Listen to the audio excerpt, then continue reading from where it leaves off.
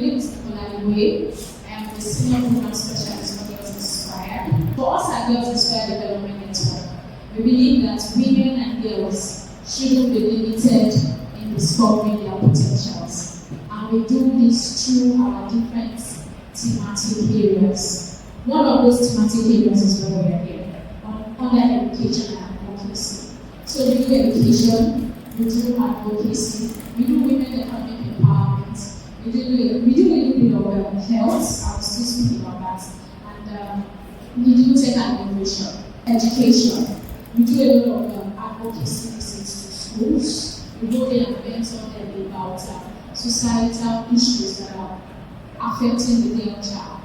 And one of it again is where we are here, talking about menstrual hygiene. Some of them don't even come to school because they don't understand how to, keep themselves safe in that period of time. And I'm happy that we have the men amongst us because it's not just a woman thing.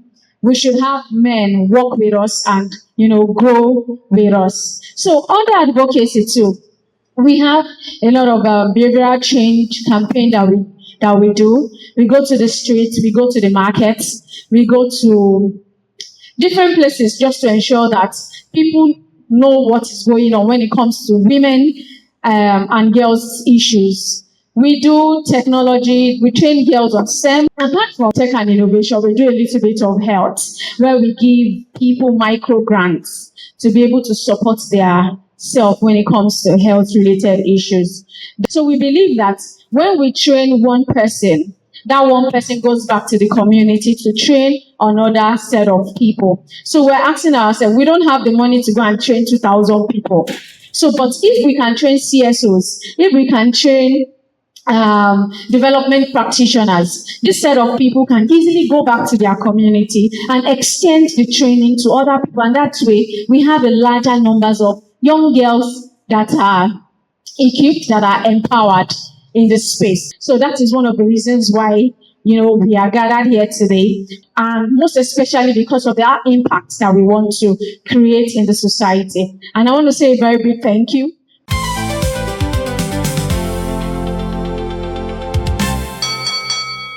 My name is Enike Oshonale, and I represent the Take Back Movement Nigeria, which is the civil society organization. So the question here says, pervasive cultural myths and social stigma surrounding period cannot be changed at grassroots level because they are deeply rooted in tradition.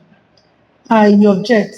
So I believe that it can be changed because the world is evolving every day, and as the world is evolving, people are also evolving, getting more knowledge. We are not stagnant like we used to be.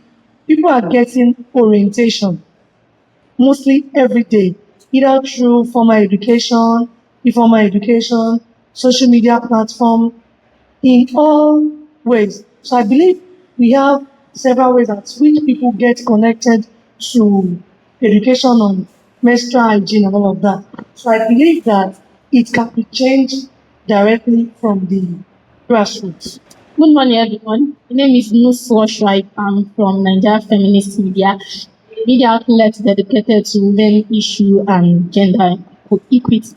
So I also support our perspective, but then I believe tradition is made by people, so tradition can be changed.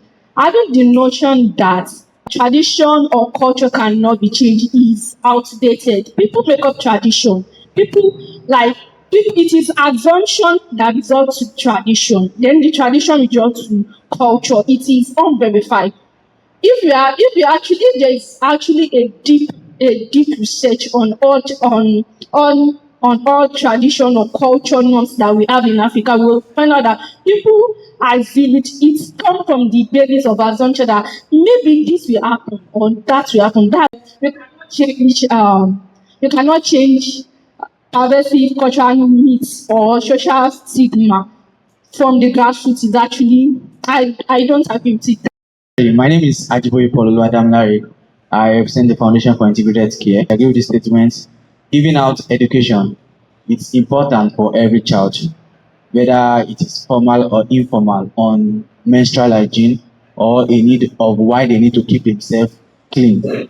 Because sometimes adolescents or girls or young girls which do not have prior knowledge, even especially for a child seeing it for the first time, who does not have a prior knowledge, would even get afraid. She might be afraid of what's coming out or what she's experiencing at that time. But a prior knowledge will give her the understanding when she eventually experiences it. That is why it is good to give a child, an adolescent, start from the adolescent age, train them or educate them on the need for having uh, having the knowledge about menstrual hygiene, and they need to how to keep themselves safe and also properly clean it. So I think it's very important. It's a very good thing to have that knowledge. And also handing out parts. Yes, we have underdeveloped communities which giving them that knowledge. We can teach them on how to make sanitary pads and even give it out. So it is helping. It's a fundamental part of society which can never be erased. Thank you. My name is Olasunbo Adeleke. I represent Initiative for Gender Empowerment and Creativity, and we work with women and girls. So, on this topic, I disagree with this. First, a wise man once said, train a person, when you train a man, you have trained one person. But when you train a woman, you have trained a nation.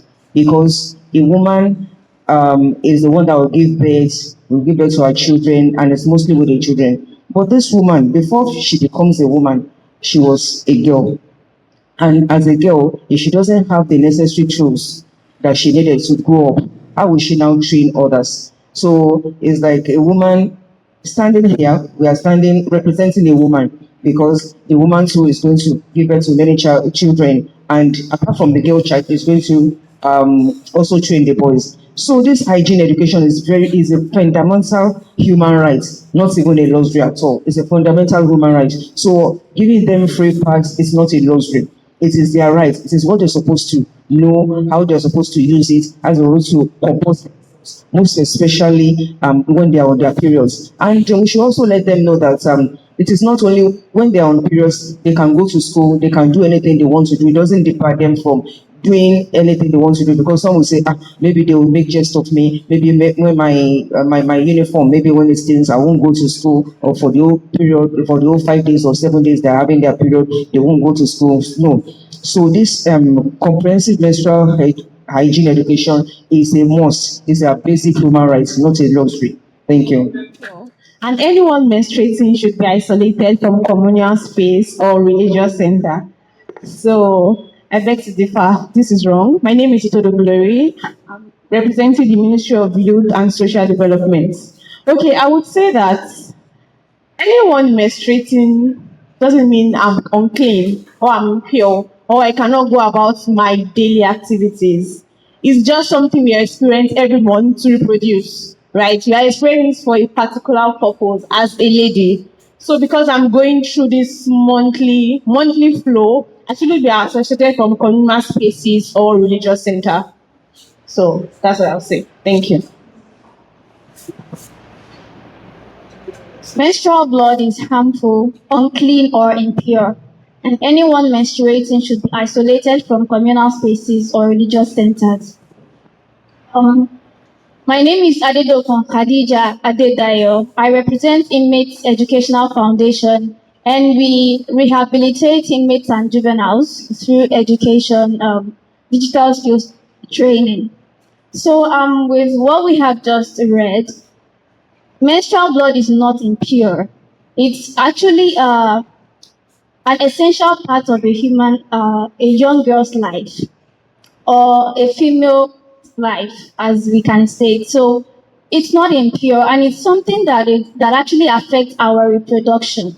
So when they know this from an early stage, it helps them to be more comfortable with themselves, and it boosts their confidence, knowing that their menstrual blood is not something that should keep them away from their normal daily activities. Thank you. Talking openly about menstruation in schools or community group is inappropriate or corrupts the moral upbringing of young people.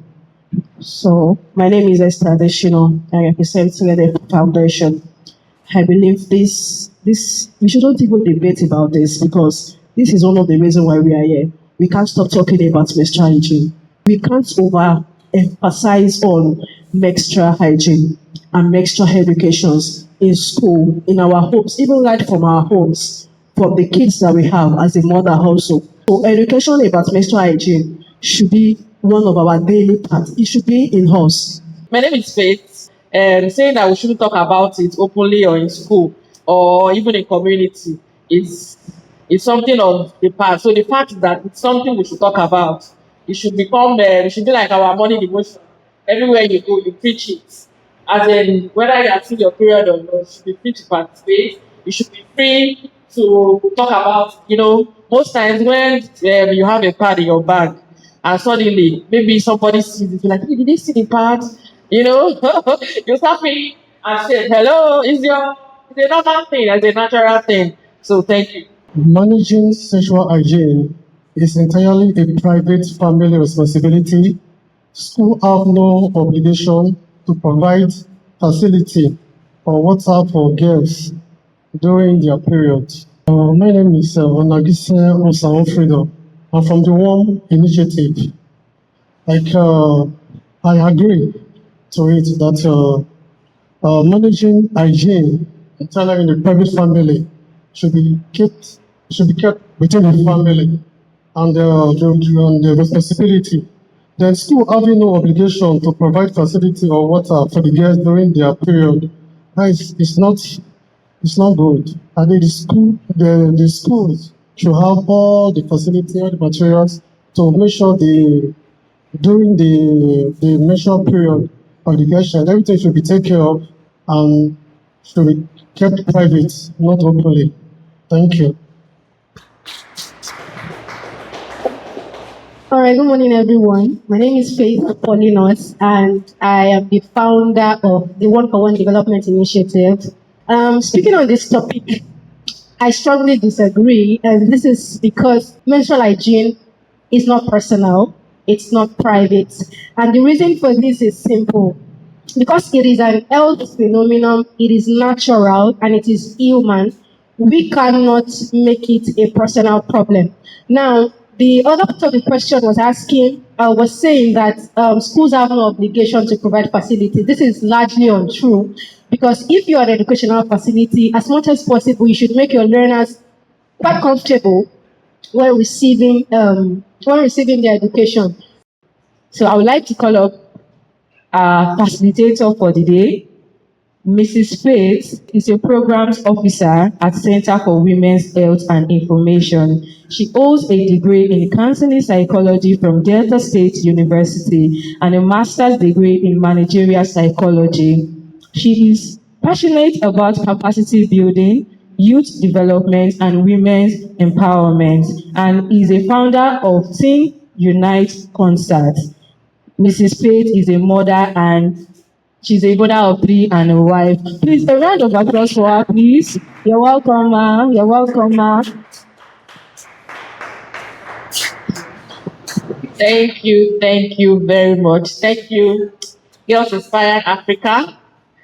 Thank you for having us. And my organization is also saying thank you, Sewin, for this privilege. And I want to say good morning, everyone. When we're doing this game, you have said all that I need to say. I don't know what to say again. Just inspired.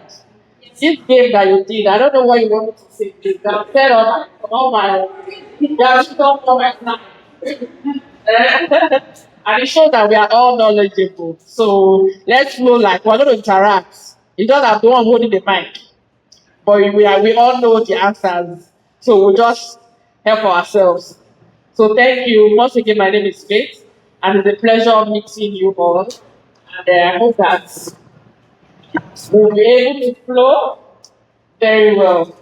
So one of the business of today and why I'm here, that I've been asked to, the title says equipping CSO to champion menstrual dignity and build period-friendly communities. Equipping CSO to champion menstrual dignity, training of trainers.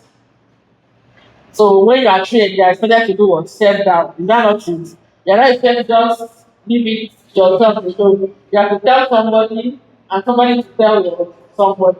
And that's how we measure impact. And know that okay, what we discuss, what we are doing, yeah, it's stripping down. So session objective, strengthen CSO's understanding of menstrual dignity, provide practical tools for stigma reduction and advocacy, equip participants with monitoring and evaluation. Before we go to this, I want to ask one question. When you were born and when you were growing, what's that one thing you heard about menstruation? All right, so one thing that I learned as a result of my environment on menstruation was the fact that they said it was dirty. But another thing that I picked up from Always' outreach to my public school at the time was that I could be cleaner, so they provided sanitary towels at the time.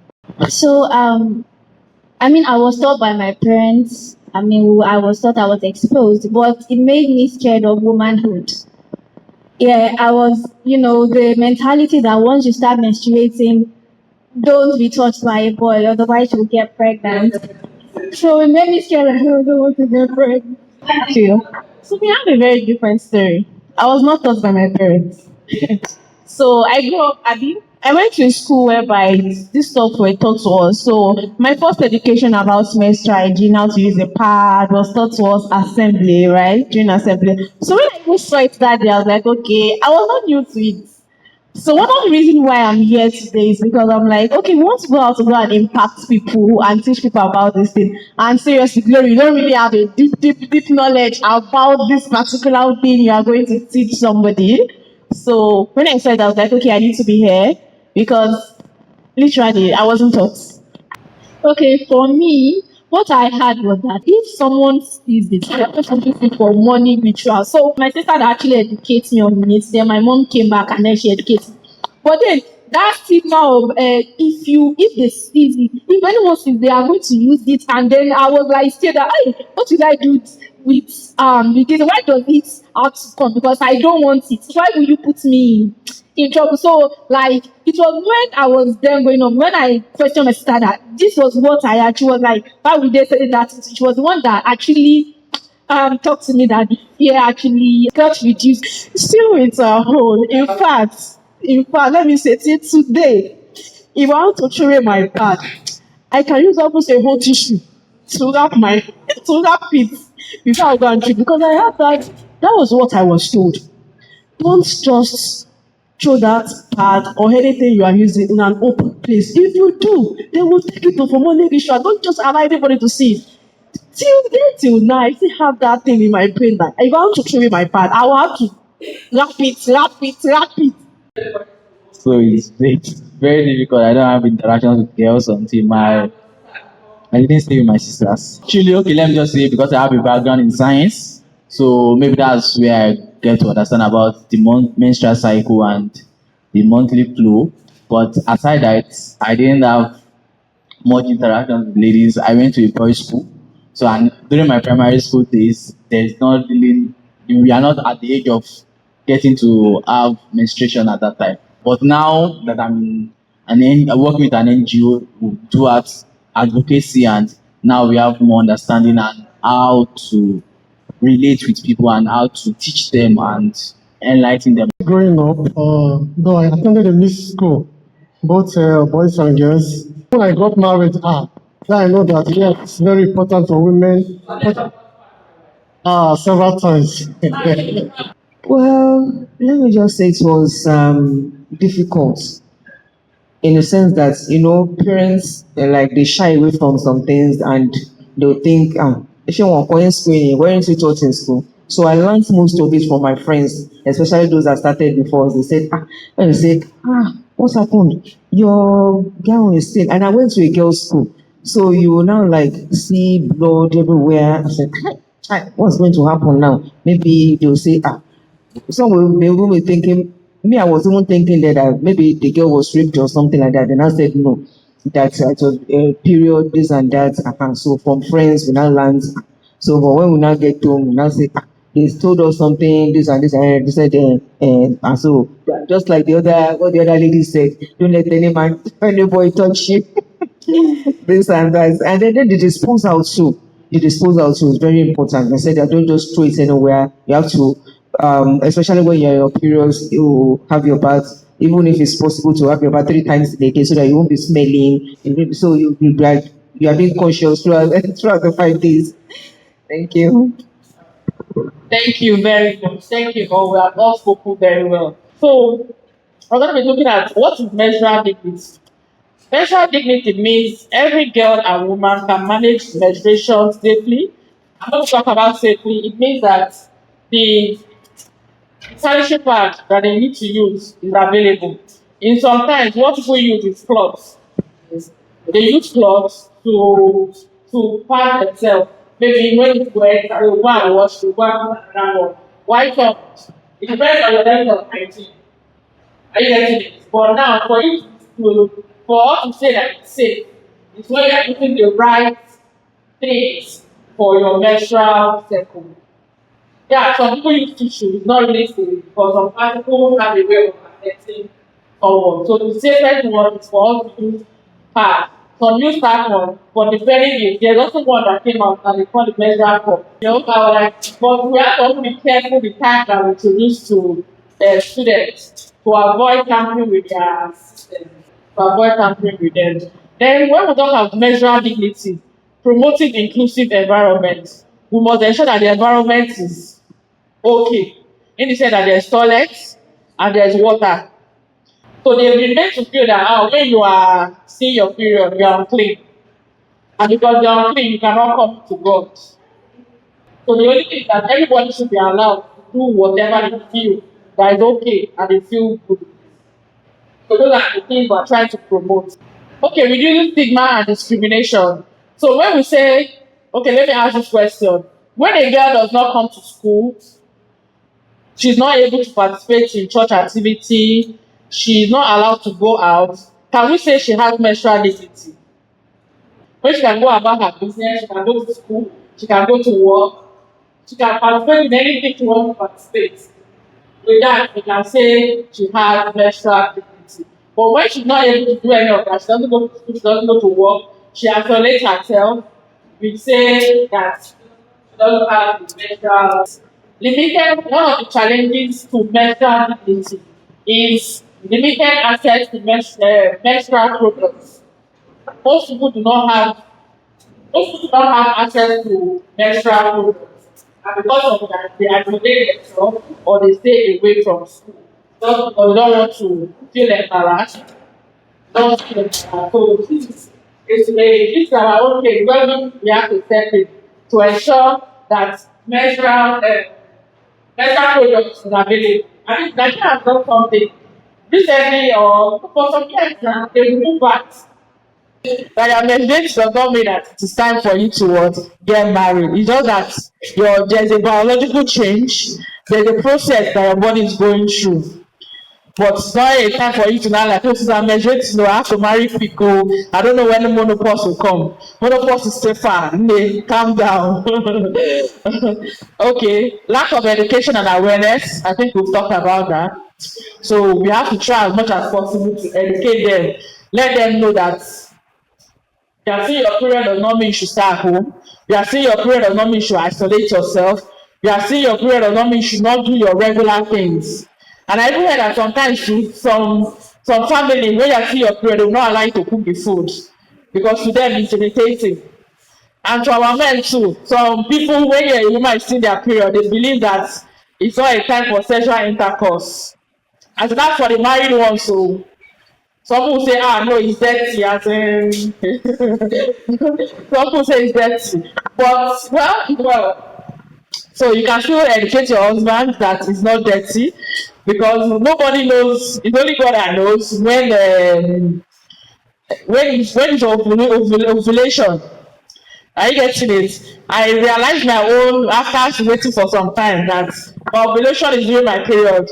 So if my husband feels that it's dirty, we're on our own, though. You understand? So those are some education we have to let people know. Yes, to you, yeah, it might be slimy, it might be looking dirty, but it's not dirty. It's a natural process that will come and go. All you have to do is ensure that you keep yourself clean.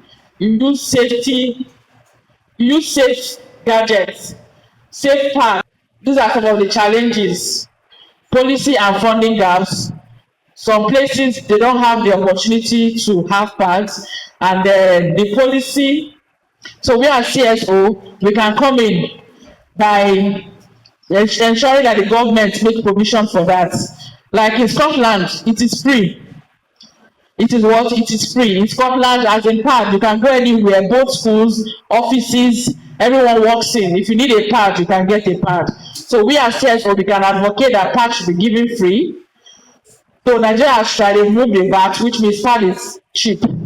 But we as CSOs, we can also get funders to provide pads that we can take to school, we can take to offices, because sometimes somebody you might miscalculate, or sometimes depending on maybe the kind of food you ate during that period, you might see your period before the actual time, and maybe you came to the office. So there must be your HR also, maybe something we should advocate for. HR should have pads in the office, just like principals. Yeah, so that in case any child starts in their period, they can go to the principal's office and they will be able to get something to use and keep themselves clean till the time they want to go back home. Because it affects education, it affects health, it affects confidence, it affects participation, protection, and gender equality. So that's why we have to preach about menstrual dignity. Because if we don't preach about it, education of girls will be affected, their health also will be affected. Some people say that when you use pads, it will affect your fertility. I don't know if you heard about it. Some say when you use pad, it will affect your fertility. And there was one of these programs where I went, that other you can fill in and ensure that the community is safe and friendly for everyone. Understanding stigma. Stigma creates silence, shame, isolation, and misinformation. It prevents girls from seeking support. So one of the things that the lack of menstrual dignity, one of the things that menstrual dignity does, or lack of menstrual dignity, is that it creates stigma. And this stigma, again, is not able to talk. Just like, okay, for example, maybe because I had a little level of confidence, and I know that I'm not doing anything. That was why I was able to come into the CEO. CEO, something is coming out of my body, I don't know what's happening. Are you getting it? But some not to be able to talk. You know, if child will not be hiding, they will not start, they will stay away from, even their mommy or their father will not know. You just say, everyone, every 30 minutes, they are already going to be sure. They are you know that I think it's coming to the group, so it's every that 30 minutes. You know, because in their mind, they will say, oh, me that I've seen that girl. So I think I'm not going to speak to that. You know, so parents, that's why you parents, they are wonderful. Hey, how come? You are thinking, who did you see? Where are you coming from? So, in order to avoid those kind of people, don't have to make what they want to say, some of them are not feeling fine. Every 20 minutes, they are rushed to the toilet, they are washing themselves just to ensure that they don't stay everywhere. So, we have to try to be more stigma. They should be able to talk, they should not isolate themselves, and every information they will try as much as possible. They want all those information and feed them the right information. Develop the facts and develop the mind and feed them the facts. So what will allow the mind to keep, if you keep feeding the mind, to keep growing and to keep causing chaos and the wrong things. But when we put the facts, when they feed the mind and we feed the facts, before it goes, the mind will disappear and the facts will become what will be moving and what will be running with.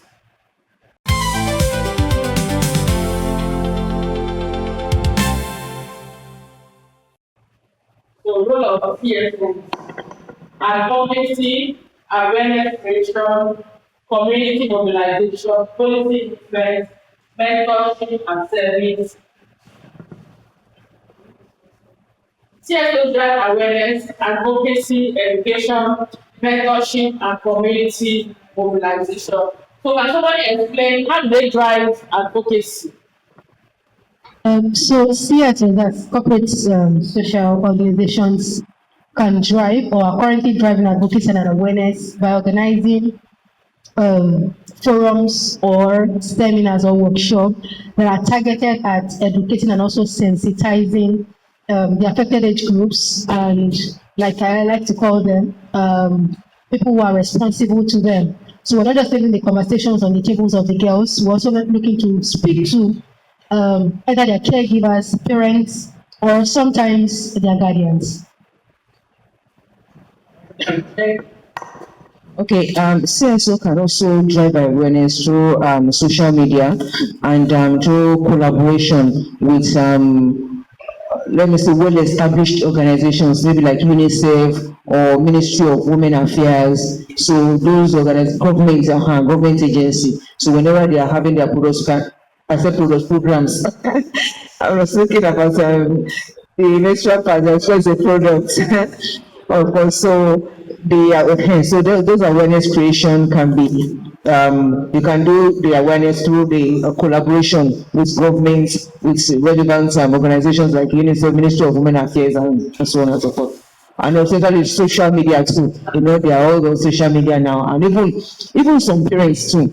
Do you know even some parents who are not even aware? Maybe the parents, say for example, maybe got pregnant at the age of maybe 18, 19 or 20 when she herself was even like still growing up. So when she now have a girl child, if she is not informed, how will she pass the information to her own girl child? So we should not ignore that social media thing. Thank you.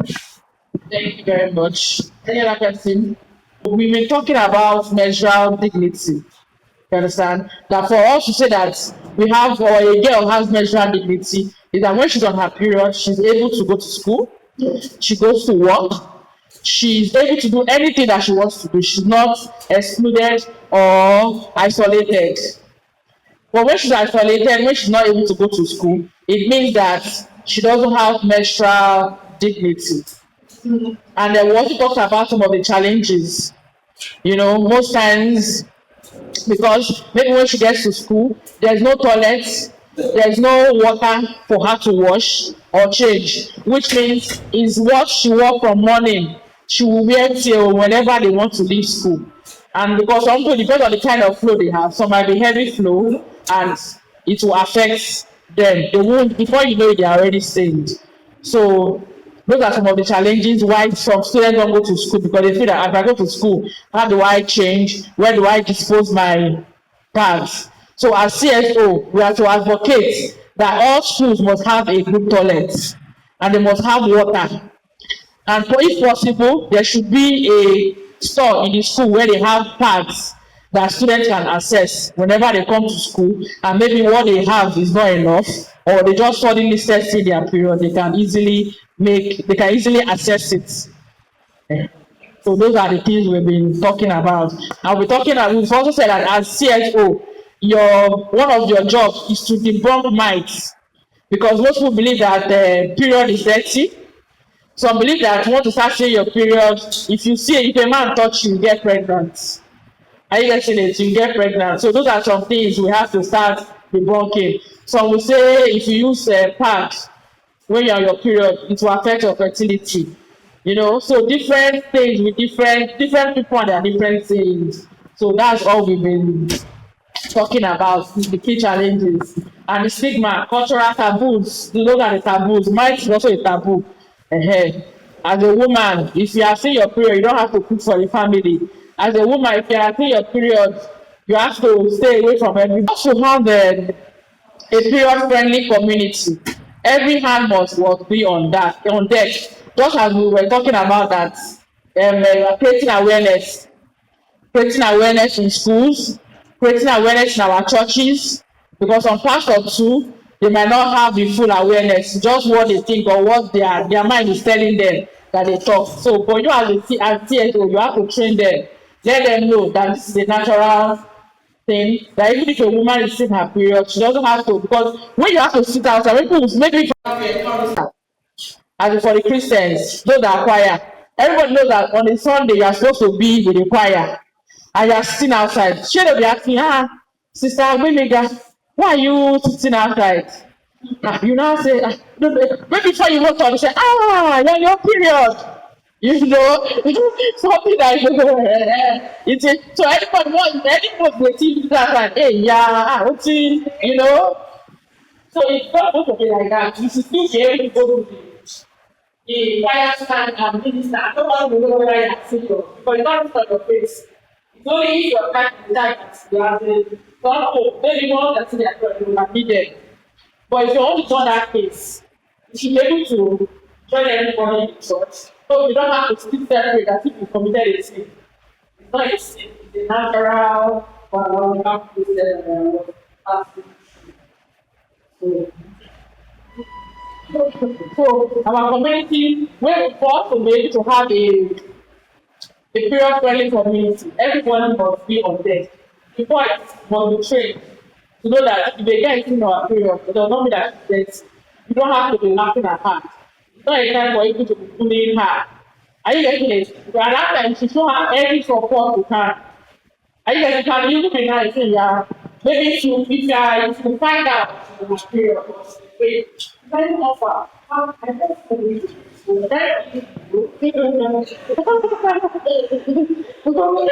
it's you know eat something. You should be a prayer to show it out, you know. So I find that you guys coming. I want to yeah, I can't buy a car.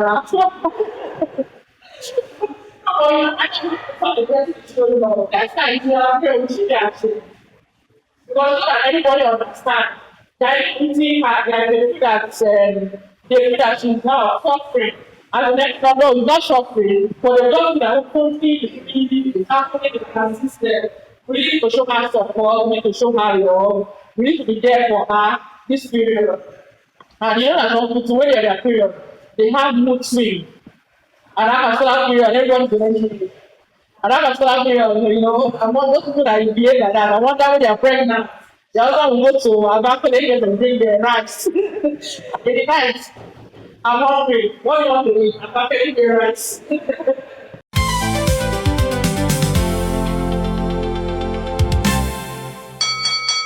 So yes, let's have questions.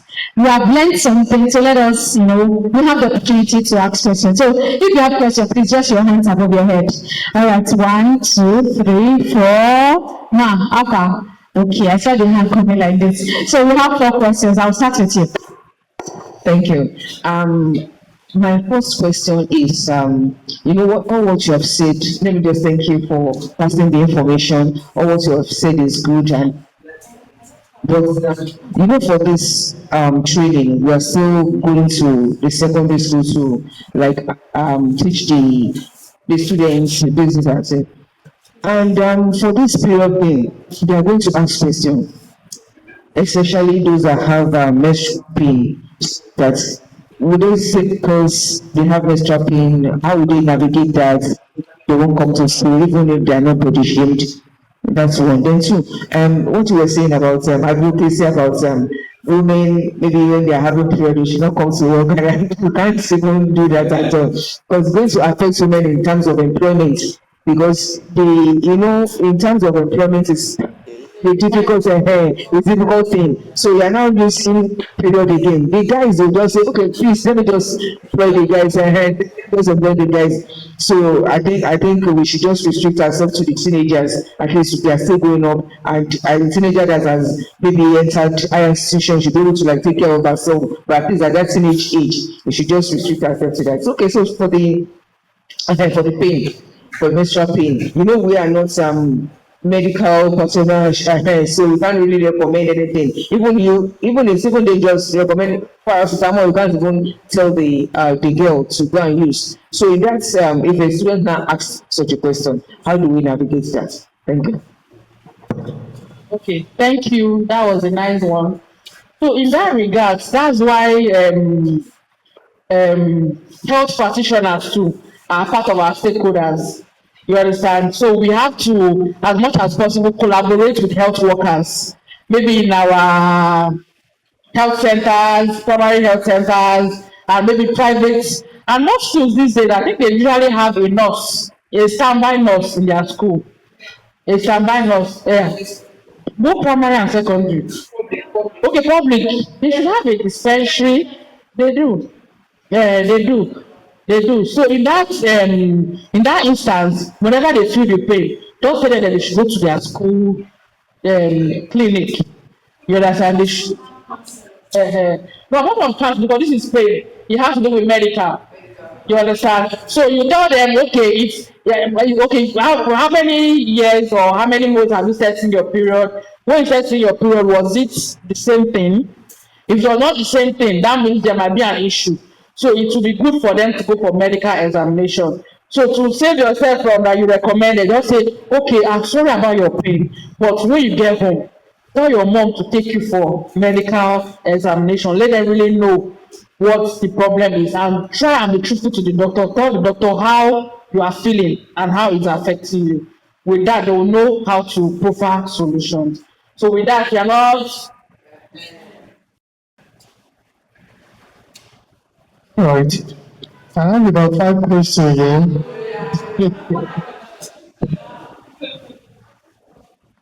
Okay, one of it, why do women always have painful menstruation? That is one. Then number two, is it advisable to have sex during menstruation? If you can stand it, if you are not the kind that is relate.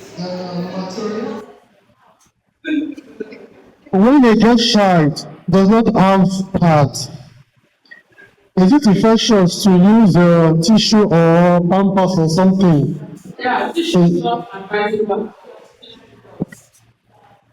Number four, Why is this? Stand the best option. why do women always scared or afraid during menstruation period? Then lastly, at what age should a girl child see her menstruation? At what age?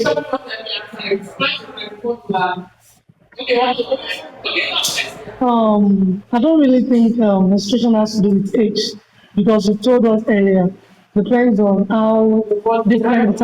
So age is not a determinant to when you're going to get a period.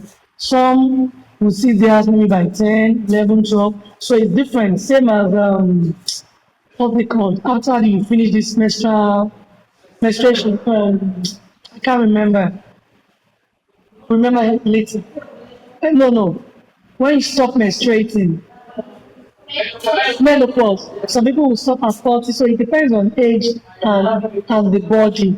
And she also told us earlier that tissue paper is not really advisable to use for periods, but pad is more better. And they've also introduced cups now and the rest of them. So I have a question. Let me tell you, I'll use myself as an example. While growing up, started about going to SSC. I was 17 when I started like everything about me was late. So I was when I know the kind of person that she is, I didn't tell her. But I had a school mother. She was the last wife. She always talked to me. So whenever I'm down or so, I go to her. Instead of me telling my mom, "Ma, I'm feeling somehow." But like I started my period. She said, "Ha." I said, I can't tell my mom, but I can talk to that Auntie Charlotte. I said, okay, how are you feeling? Not because my mom, once I tell her now, it's another story entirely. And that of Bridget, it was after 4 months I was able to tell my mom. When the face, because I do feel pain every month, so then she'll think that I'm sick.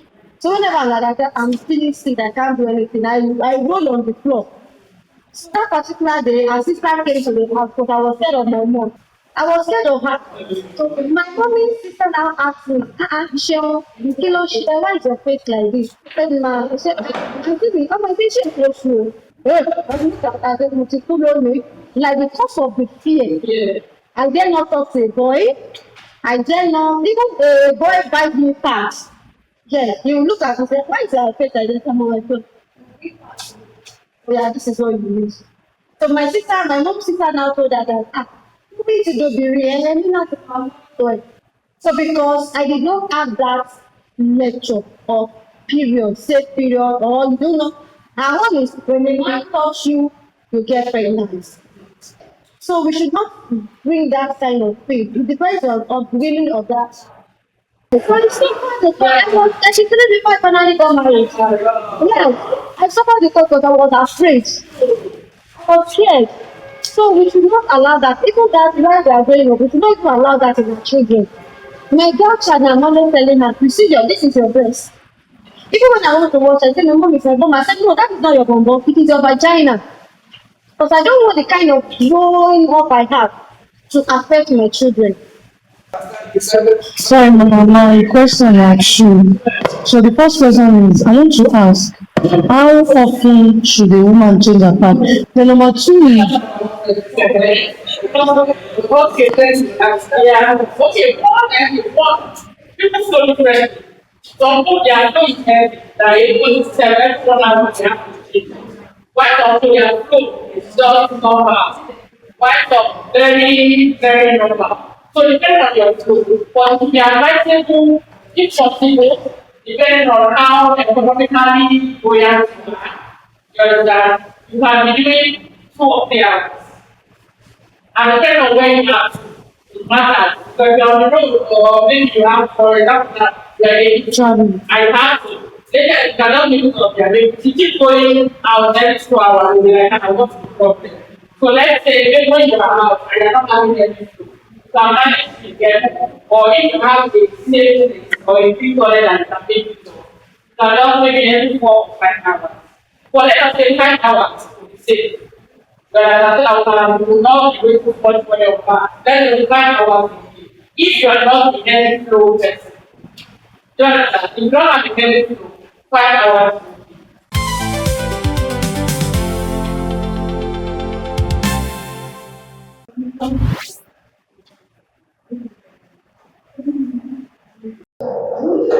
Why there's displacement countries because maybe they live in water or insurgent affected areas, and so it means they left their primary homes to places that are like makeshift for them until there's a sort of intervention or a building of their communities. We also understand that there's a community that are being ravaged by terrorists or insurgents, and that means that this person cannot live with their own children. So they are taken to a makeshift environment. What happens to people who are not living in their own presently or they are living with disability? Personally, I'm just living with disability, maybe not so because we're struggling with hearing sometimes. So this is my get to my heart, and I like speaking for this kind of person. So we see that the barriers that exist for them with inaccessible toilets and wash facilities. If we follow the news, we'll see that sometimes they build workshops or tents for these people to live in general, and then find girls 10 to 15 of them cramped up in very tiny spaces that they are able to toilet. Some of them have to travel to the far end of a particular community before they get to access toilet. This is a problem. Also, they have difficulty changing products. For somebody who lives in point A and has to travel to point Z to change their body, that's going to be a barrier for them. And then we have dependence on caregivers, parents who have parents or guardians. For very young ladies, who are living with disabilities may be happy to walk around with wheelchairs or walk slowly. It means that they have to consistently depend on older women, older sisters, aunts, guardians, and everyone of them to give them care. But then, we don't always want to look at the problem because solutions living CSOs, and so we'll talk about the solution. But say, well, for those who are living with disabilities, or are living with disability back, what can we do better? And I hope that we take some of this lesson back. Whether or not you live with disability, whether or not you go in displacement camp, I think, or we think as a group, that this will work for any and everybody. So what have we suggested? We have 4 solutions for that. We make wash accessible at displacement camp. So that means we have water accessible to make sanitation and hygiene very easy for them. Also, we have basic programs in schools for displacement camps that have schools and where they have disability students. Also, the sanitary program should be treated as essential and given alongside food items because people with displacement will eat, and if they are shared, they are shared. You can add it to their food items. We have some amount of profits that go to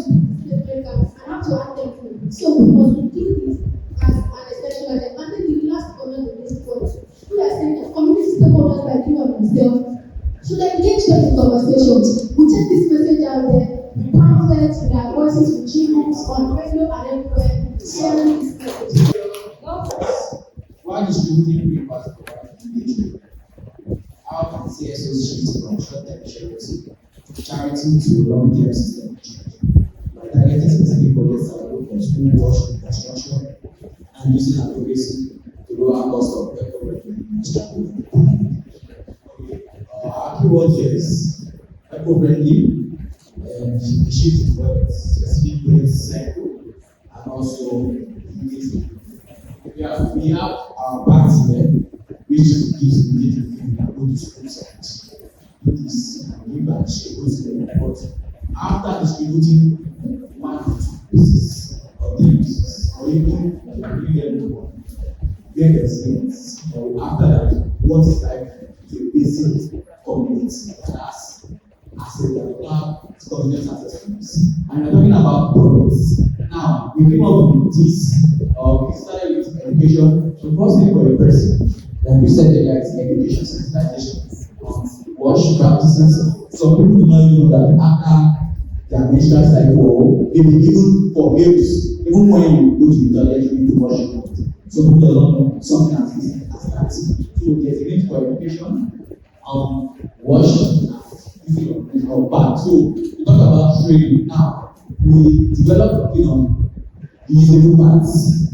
We have people that teach people the use of this usable pad. So some people might say it is not healthy. When you clean it properly, it is healthy. So training on usage production. Now it's not only about usage alone. What about production? Today we might give them this and finish. But if you can teach these people how to make their pads themselves, how they can make it themselves, and how they can clean it themselves, that okay, you have a usable pad, you can use one for a day, then you can wash again, or even make pairs, make like 10 yourself, that the day I can use to wash, use the other ones that I have. Sun dry, iron it, if there is room for iron, you can sun dry very well, and you can use again. So that is a trade which you can give. And it is budget friendly, it's not as if it's expensive, and it's also eco-friendly. All these are about eventually we drop them somewhere and they even lead to pollution. So knowledge acquisition, just by what I said, when you them at least you can use one per day or you can use 2 per day. And after you use it, wash it, dry clean it, put it in the sun, let it heat up. This will kill germs. Then budget to provide the quality support to the community. This material that things that we can get. So instead of giving them back monthly, we can say, okay, after 3 months, this particular location, we can supply them the materials. Even we don't need to give them money, we can just supply them the materials after we train them on how to use these parts and how to make it. Just a training at one time, they can then step it. Even I can move from this location and go to another location and train people, other people at that location. So the knowledge is fine. We have this now that makes it easier. But what about location that they don't have access to what we have? My colleague was trying to talk about people have access to this number, but what are people that don't even have the money to afford it? Or do it? Some people only have money for their food. So that's why some people don't use fruits. But if they can make this, it is more hygienic, it's more safe than just literally around fruits everywhere, but they can tell them what it is, use it for this period of time. Dry clean, release that at least most of us see what we don't use it again. So thank you very much. Thank you for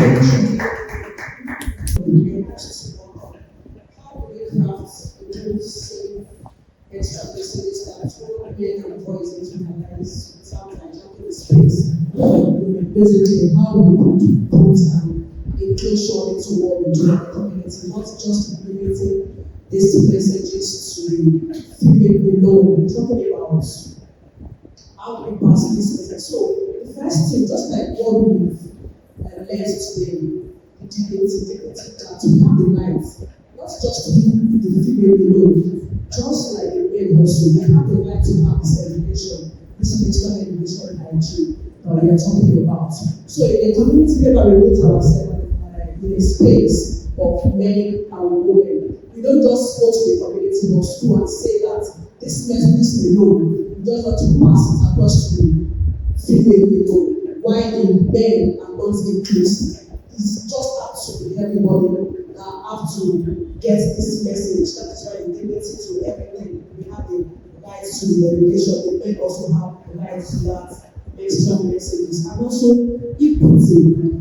When we are talking about that, it still boils down to menstrual hygiene messages, not we the female people. Let's say for example, I'm doing my monthly flow maybe for this month on an emergency came up. I don't even have any money to see I want to go and buy this food. I don't come to my dad, I don't come to my uncle to any the way. Can you please also assist me getting just like the way he asked that question that what other so that shows a kind of equity. We are not just the kids alone. The men, the father, the uncles, everybody has to be involved so that it won't sound so strange to them. When I walk up to my dad or when I walk up to my husband to buy a bag, I want to buy the food. What are you talking about? What are you talking about? It has to be what? Equity. And then like the inclusion. Consider the need for other people. When we are having our conversation and the community or in the school, we might have some people that are also they have this disability of them. Everybody has to be inclusive in what we are doing. And that also will give us, because we are pushing for advocacy for stigma and discrimination. If we are able to involve and include our men, this stigma reduction, if we have up to from 100%, it will help us reduce the stigma and discrimination level to as low as 20 or 10%. When the men also increasing the testing. And during the participation during the session, we should I love today's session because the men were not left out when we were teaching. The men were involved. We were actively involving the men. That shows that they are not left out in the session. Next time they will be eager. They will be eager to come and attend that session. And that is how it should be in the community, in the school. Allow the men to talk. Allow the men to take over set. To learn from them. It's able to learn maybe that what he explained. Yes. Yes, I was wondering how that was that. So just because we give them their belief for them to also talk, we will learn from each other. So I think these people combined will get that. Thank you very much. That was okay. We are almost done with this session. And I don't like this we are doing. So the last thing we are going to do right now is not to learn, talk, discuss, is another to put it into action. And I'd like to bring up our senior program specialist today. She said, we are moving to another session. So practically, it's not a session. It's just for us to what we have learned. It's important that we take it home back to the community, either a community or a school, depending. And if you notice, when you fill the application form, we ask that what's the name of the school that will be going to impact? What's the name of the community that will go back and impact? So it's very, very important for us because we might not have the resources, like I said earlier, to educate or empower 1,000%. But when we have more cluster of people, it's going to help us reach more persons. And we're like 50 girls minimum. So we want you guys to go back and train at least 50%. And we also want to, so we are going to give you a template of what we want to see. We might not give you money now, but in the future, money might come. Like I said previously, this is not a funded program. This one is internal program, where if you notice there's no logo, it's just our logo that you can see on the banner. So it's just a program that we thought we should do, and also get more reach. And I would like us to, we'll send you a template of what we want to see. So the name of the school, we would like to see the picture of what you have done and the video. Then I would like you to share a topic that you want to go back and speak on. So yes, menstrual hygiene is very wide. Which angle are you going to teach these young girls? Is it about how to calculate your menstrual cycle? Is it going to be on menstrual hygiene itself? Is it going to be on how to use a pad? So different kind of topics. You guys can just pick one, and please you share the dates that you want to go to the school. And we want it to be between now and today is June 17th. So it will be between now to June 30th. So you pick a date now, you tell us the day. I don't want to put you on the spot to say pick a topic, but if you have your topic already in mind, you can share it now. Or if you don't, after today, we'll just give you today is Wednesday. So we'll give you till Friday. So you give us the date, you give us the topic, and you give us the school that you're going to make this advocacy or this training or maybe mentorship, depending on how you want to do it. It could be sports. You might want to change the routine. You might not just want to go to school. You can do sports, maybe a football competition between, or it could be a quiz. So we can make it in a different format. And I know even we are trying to have a sports games that people want to train young girls. Sexual violence is going to be World Day Against Sexual Violence and Conflict is June 19th. And I know different organizations will be doing different kind of things. So we have developed something. So we want to go to schools. We want to use sports to train young girls against sexual violence. So yes, we know that that day is on sexual violence and conflict. So maybe those zones. But now we are now telling ourselves that we are just train young girls in sexual violence because there are different types of sexual violence. Young girls are going through different things. Menstrual hygiene is one, sexual violence is another thing. So we have thought to ourselves, go back to the community and go and train young girls on this thing. Though we are not doing it on that day, we are going to look for, if you want to partner with us, if you want to collaborate with us, and yes, we are free to receive this. We want you guys to come. So if you are willing to come and collaborate with us or partner with us, please let us know. You can just put your name out. So after today, we'll reach out to you on Friday to get this information. So that's just the call to action. That's why I'm here. And now we'll take a picture.